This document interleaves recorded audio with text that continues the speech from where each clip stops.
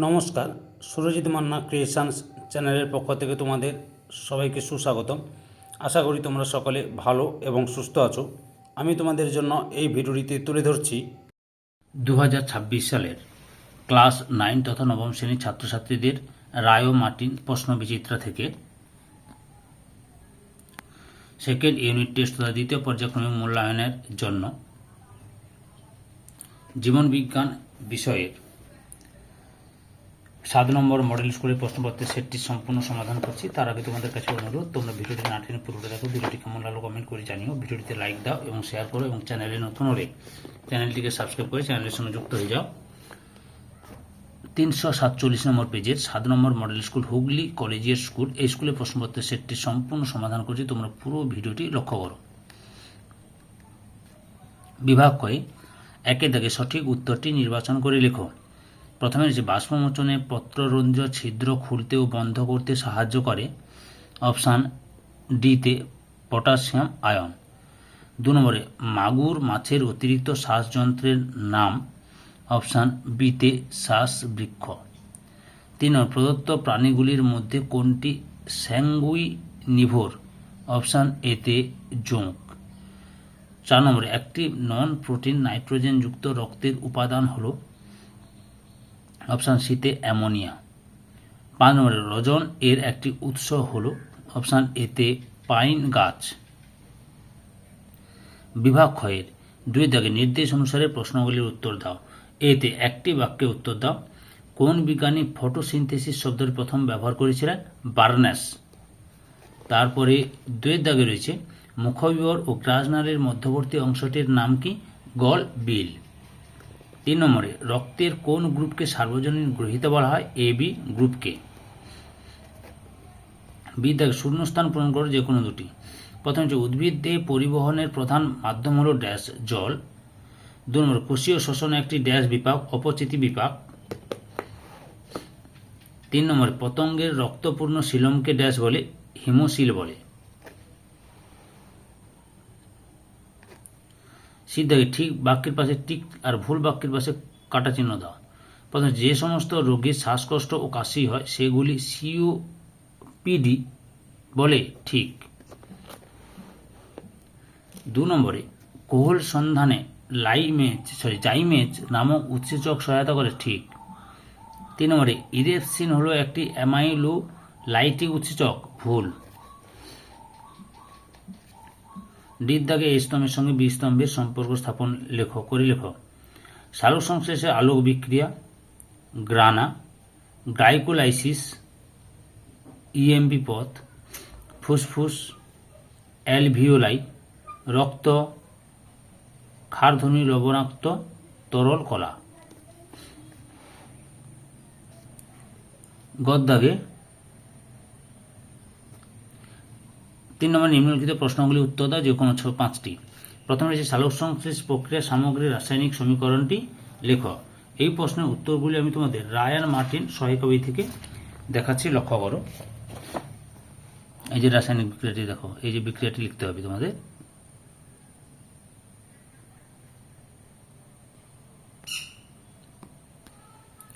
দু নম্বরে রয়েছে অভিশ্রবণকে একটি বিশেষ ধরনের ব্যাপন বলা হয় কেন? উত্তরটি লক্ষ্য করো। এই যে এখান থেকে শুরু করে এতটা পর্যন্ত লিখবে। পরের প্রশ্ন রয়েছে রসের উৎস্রোত কাকে বলে? উত্তরটি দেখো, রসের উৎস্রোত তোমরা এখান থেকে শুরু করে এতটা পর্যন্ত লিখবে। 4 দাগে হলজৈবিক পুষ্টির পর্যায়গুলির নাম লেখো। যে হলজৈবিক পুষ্টির পর্যায়গুলির নাম হচ্ছে খাদ্য গ্রহণ, পরিপাক বা পাচন, শোষণ, আত্তীকরণ এবং বহিষ্করণ। 5 মানুষের দাঁতের সংকেতটি লেখো। উত্তরটি দেখো, রায়ান মার্টিনের সহায়িকা ভিত্তিক প্রশ্নের উত্তরগুলো দেখাচ্ছি।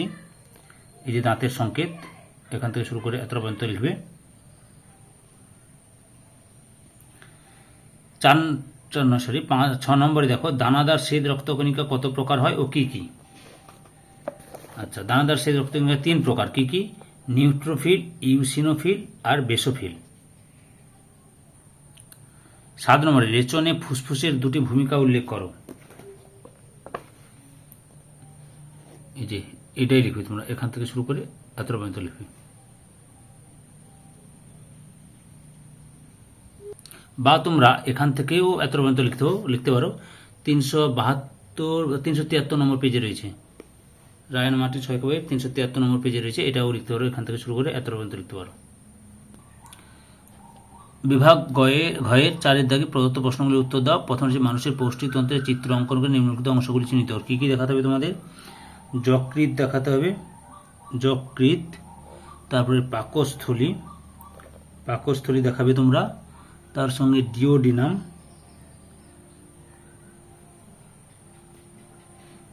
আর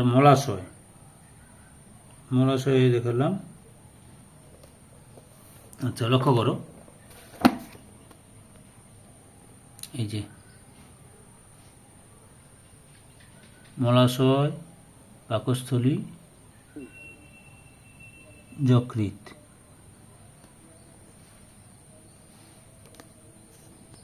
অথবাতে রয়েছে মানবদের রেচনতন্ত্রের চিত্র অঙ্কন করে নিম্নলিখিত অংশগুলি চিহ্নিত করা হয়েছে। ডান বৃক্ক, বাম গুবিনী, মূত্রাশয়, মূত্রাশয় বা মূত্রথলি যেটা বলা হয়, এটা হচ্ছে মূত্রথলি বা মূত্রাশয়। আচ্ছা, লক্ষ্য করো ছবিটা দেখাচ্ছি তোমাদের। এই কী কী দেখাবে? ডান বৃক্ক, বাম গোবিনী, মূত্রাশয় আর মূত্রনালী। 2 নম্বর হচ্ছে ফটোফসফোরাইলেশন বলতে কি বোঝো? উত্তরটি লক্ষ্য করো, রায়ান মার্টিন সহায়িকা বইতে প্রশ্নের উত্তরটি দেখাচ্ছি তোমাদের। এই যে এখান থেকে শুরু করবে, দিয়ে এতটা পর্যন্ত লিখবে।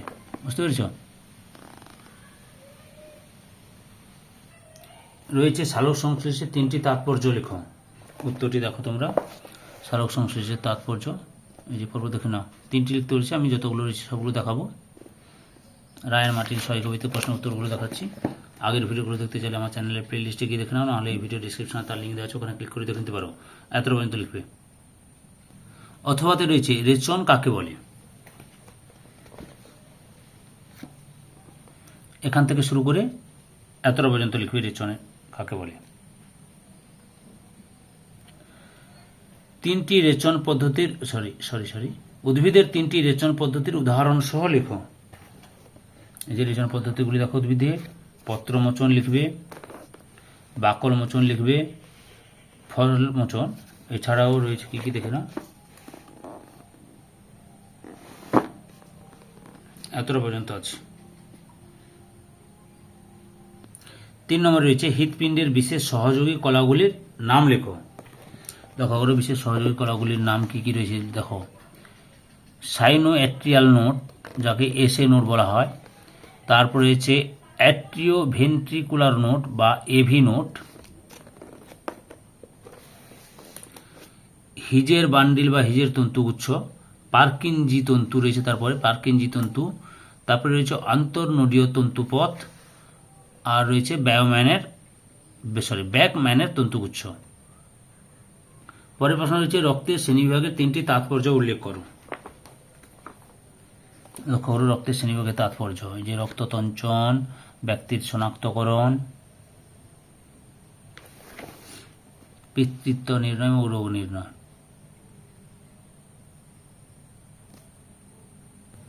অথবাতে রয়েছে ধ্বনি ও শিরার মধ্যে 3টি পার্থক্য লেখো।